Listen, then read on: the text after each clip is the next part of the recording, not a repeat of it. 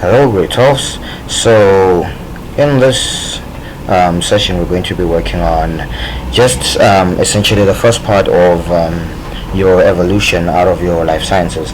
So, we're going to be working more importantly, on the natural evolution part, not quite on the human evolution.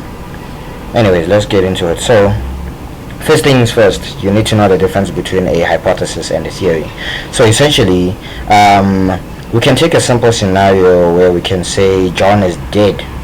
So the idea that John is dead, as soon as I tell you, it is just a hypothesis or a prediction as to probably the reason why I can't see John, essentially. So it's something that has not been scientifically proven yet. It is basically someone else's point of view. It is just a phenomenon that is based on limited evidence, like so. So it is based on limited evidence. It has not been tested nor proven. Keep that in mind. And it is based on limited data. So a theory, when it essentially becomes a theory, it's whereby we actually take this hypothesis or this idea that John has died, and we're going to take this hypothesis and we're going to essentially start looking for evidence as to explaining why we're not seeing John around, basically. And until we actually find a viable proof that he is actually dead, only and then only it becomes a theory. Okay, and note that a theory is scientifically tested and proven, so that is essentially the difference between a hypothesis and a theory. It is scientifically proven and it is based on a wide range of data. So this means from scientific experiments, surveys, and so on and so forth. And only then we can say that it has become a theory. Okay? So keep in mind that we are now going to look at biological evolution. Okay? So we're going to be looking at just the background of evolution, not looking theoretically into the human evolution part. Okay, so we now need to know, what does evolution really mean? When something evolves, it means that it changes over time. It gradually changes. For instance, last week you probably didn't have hair, and then this week you have hair. It just essentially means that you have evolved, or rather changed. So we're saying that organisms from the past to the present were evolving. Okay, and now we have to know, really, how do we really know that they have evolved? So this is where we're now going to look at the evidence of evolution. So the evidence of evolution that you need to keep in mind are fossil evidence. And fossils are essentially just remains of organisms. Okay, like what happens when you are buried. So your body is going to decompose, your flesh will decompose, but essentially you're going to have your bones remain for a longer period of time. Okay, and it basically becomes fossil evidence for those that are digging it up in the future. And remember, those that study these fossil evidence are called archaeologists. Okay,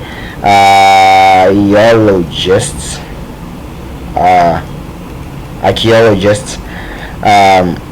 Okay, my spelling is as bad as it gets. So the evidence that shows the characteristics that makes us similar to, or different from, African apes or primates as they call them, comes largely from a study of fossil evidence. Okay, and they may find these in fragments, not a complete skeleton. They may find them fairly dispersed. You know, they can find the head somewhere else and the arm somewhere else. So they can find them in fragments, and there are certain times where they can find a complete set of that remaining organism. Okay, another thing they know they can have for evidence is genetic evidence. So scientists can can have organisms. They can state this relationship between organisms, for instance us and the primates, and the way in which they develop this relationship between the two is by looking at the genetic sequences. And then you're probably like, well, Nash, come on, man, you said that these remains get decomposed over time, then how on earth are we getting genetic evidence now? Well, this is because of what they call this mitochondrial DNA. And earlier, I'm sure you looked at some of the types of DNA. There was mitochondrial DNA, and remember, mitochondrial DNA is DNA found inside the not the nucleus, found inside the mitochondria. And what makes this one special is it takes a really, really, really long time to decompose. So essentially, even the cells inside the bones, we are going to find that mitochondrial DNA. Okay, so all we're looking for is the similarities in the DNA patterns. Okay, and here we're looking at the positions of the non-coding DNA. Okay, and we're looking at it and we're trying to find a close match. So essentially, what they did is they took the mitochondrial DNA of the Homo sapiens, which are human beings, the current human beings, and they looked at the mitochondrial DNA of the remains of the Homo sapiens, Homo habilis, or not Homo sapiens, Homo habilis and Homo erectus and all the Homo guys from the past, and they compared the differences and they found a close match, and not exactly the same, but a close match. What this just really meant was that we just share a common ancestor. Now you're going to see this in detail when we look at human evolution, but essentially that's how genetic evidence can be used to find that link. And then we have cultural evidence. So as much as the organisms of the past, the primates, were able to leave themselves, or rather just die and leave their bones, they were also able to leave some of the tools of trades and some of the tools and the utilities that they used, for example what they used to dig up food and all those. And when we analyze that and compare it with the current tools that we use, we can actually see that not much has changed, in fact, and we can see that the tools are quite the same. For instance, the simple tool like the knife that they had, primates will just have a stone that is pretty much closely shaped to a knife, and what they would do is they'll just see how they are slightly used the same. And honestly speaking, if you look at it, if you're really going to think like the current human beings, then you probably share some common characteristics or similarity with the current human beings if you are from the past, like so. Okay, so that covers our sources of variation, our evidence of evolution. So once you have got that, then we need to know our sources of variation. So what we are saying essentially is that we can have one organism pass on its genes to the others, but they will not be exactly the same. They're going to be different. So these sources of variation are going to explain why that is. So first things first, that we know the famous crossing over that we remember from meiosis. Remember that from meiosis, crossing over, we had genes that were in the same homolog pair, and they would cross and exchange genetic materials, and this would cause the gametes to be genetically unidentical. So this was one of the sources of variation. This you should know quite close. And then we had random fertilization. So essentially what we do know is we're going to have one ovum from the female for fertilization, but the male is going to release these millions of sperm cells, and by so releasing these millions of sperm cells, we've got a high probability of having a different organisms, because we've got this large sample space or large a variety of permutations that we can have this organism come out as. So that is one source of variation. Then we have mutation, and mutation, remember, is just a sudden change in the genetic makeup. Okay, it's just a sudden change. For instance, one kind of mutation you can have is I don't know, someone can just be born with 4 arms. That's just a sudden change, or a sudden change in their genetic makeup. If you come out with those 4 arms, then you can also be likely to pass out those 4 arms to your offsprings, and so on and so forth. That is another source of variation. Then we had random assortment. So if we looked at the cell during meiosis, we realized that the chromosomes that were in the cell were constantly moving, and because of this they are in a way shuffling each other around, and pretty much depending on their movements, we can then determine what happens after cytokinesis, or rather telophase, where which chromosome would be on which cell and so on. And this is essentially just determined by where they go, judging by their assortment entirely. So them moving in that random motion and going to random positions and so on and so forth in either their homologous pairs or in their single chromosomes would then give birth to entirely the offspring that would come out, because of the cell that would then form after cytokinesis. Okay, so that is another source. And then we have random mating. So essentially random mating is all about you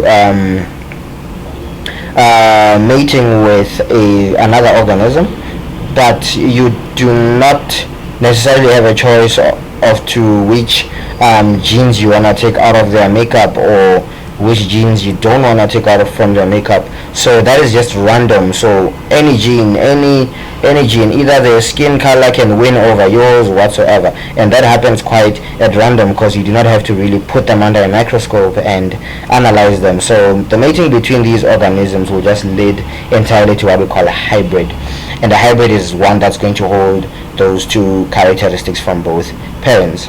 Okay, so with all these studies through time, there were two scientists that sat down and came up with their own hypotheses and so on.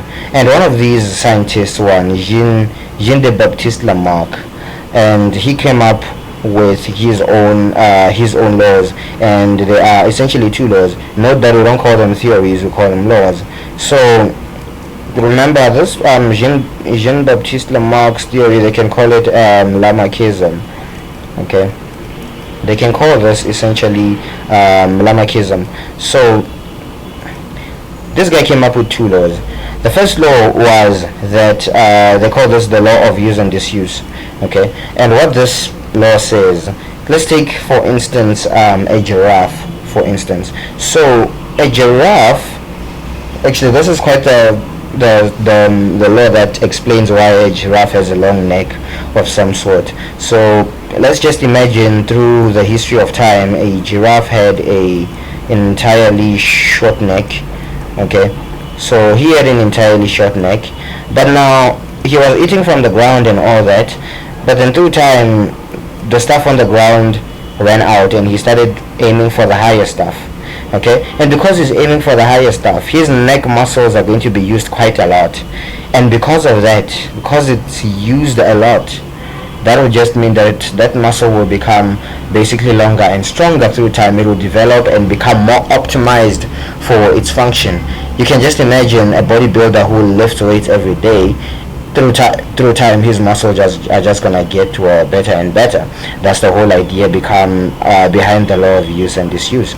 So the same applies if it was in reverse. If you have a certain muscle or a certain organ that you do not use, or rather use less or do not use at all, it is going to decrease in size and then eventually dissipate, or rather disappear. Okay, so that is one of the laws. And then the other law was the law of acquired inherited characteristics. You have to know this as written word for word. So what this means is, if there is a certain genetic change in me, let's say for instance now, let's say I just start lifting weights and I get muscles and so on, and now I have a kid, my kid will have muscles. That's the idea. So it's just that characteristics are going to be acquired and then they're going to be passed on to my offsprings. Now you can see that this is total nonsense, and this is the reason why Jean-Baptiste Lamarck's theory was rejected. That is why it's still a law and it is not a theory. So essentially those are the two laws that you have to know by Jean-Baptiste Lamarck. So note that the law, Lamarck was incorrect because gaining a new characteristic does not change your genotype. So the fact that I lift weights does not mean that my genetic makeup will have muscles or something like that, or have a gene for muscles. That is not the case, because change is going to take millions of years. Okay, and that is the reason why they're saying these primates or baboons were not a thing of yesterday, but rather a thing of millions of years ago. and you have to keep that in mind before you say that I was born from monkeys and so on and so forth. That is not the idea. It just means that you are within the same genetic lineage as those monkeys. Okay. And then the other scientist was Uncle Charles Darwin. So you have to know Charles Darwin's background, unfortunately. So Charles Darwin studied creatures on an island called the Galapagos Island. So there was some special island that had these creatures, okay, that were quite similar to those in the mainland that he was in, but they were very different. They were quite odd, okay. And remember, the name of the island was the Galapagos Island, okay. You have to know this, the Galapagos Island. So this guy was sailing around the Galapagos Island and studying these creatures, and he was sailing in a ship called the HMS Beagle. You have to know that as well. So he looked at these creatures quite close, and then this is where he started developing a theory of his own. Note that this one is not a theory, not a law. So this theory is called natural selection. Okay, so let's check the points that I have here. So natural selection, okay, there is a great deal of variation amongst the members of the same species. Okay, organisms with favorable characteristics are going to enable them to cope with challenges in the environment and survive. Organisms which do not have those favorable characteristics are going to survive because they have those favorable characteristics, and then those that do not are going to die. Okay, so let's really see what I really mean here. Let's suppose we have a snowy area, okay, somewhere in Antarctica. It's snowy, it's white and everything, and then we have seals. We have baby seals. So we've got white seals, and then we've got black seals. Okay, so this is the idea. So we've got white seals and black seals. So white seals are able to camouflage into the snow, so it's actually hard for predators to see them. But black ones, they're just visible. I mean, it's all black and white, they're all visible there. So let's imagine now we have a polar bear. So because now we have a polar bear, this polar bear is there to hunt those seals.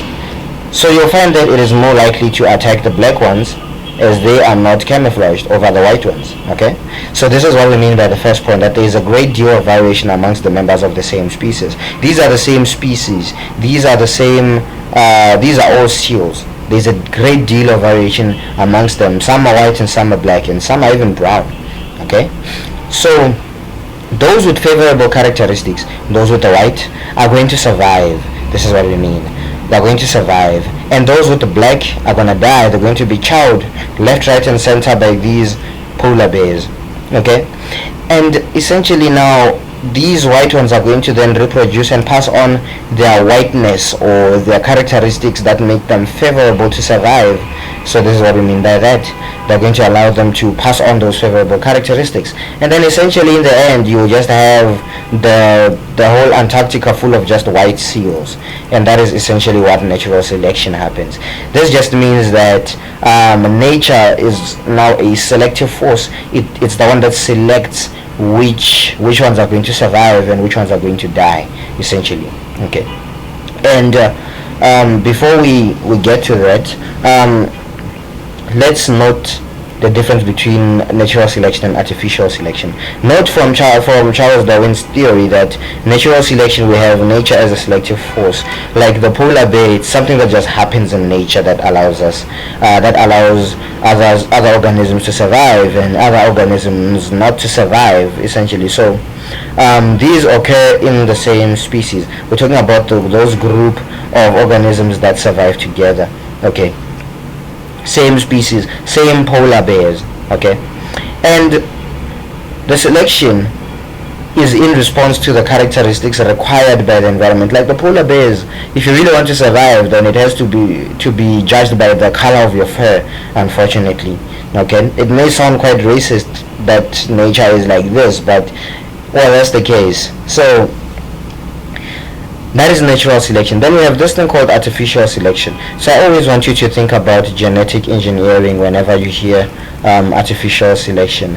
Okay, genetic engineering can be a good example of this artificial selection. So human beings are the selective force. So because I see a chicken and I don't like the fact that it has feathers, I can start doing some magic with it and engineering. So I'm the selective force. I'm the one who selects which organism I want to change and what I want to change.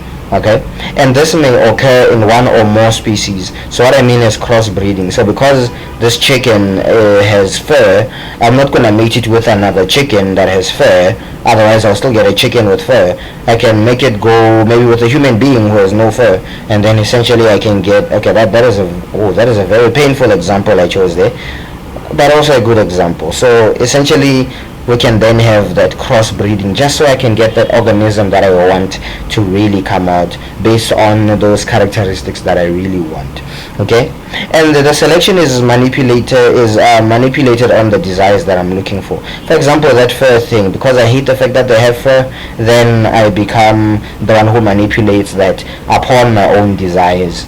Okay, and that is essentially the difference between those two. So you have to then know, remember Lamarck and Darwin. Lamarck came up with two theories, law of use and disuse, and this one came up with, and he also came up with the law of acquired inherited characteristics. And then Darwin came up with natural selection. Okay, and remember there is a variation in the same species. Okay, and those that are favorable are going to survive, those that are unfavorable are going to die. Remember that, and those are very important. So with those in mind, then we can, after all, look at human evolution. But the last part I need to touch on is the you have to know what is graduated equilibrium and what is punctuated equilibrium.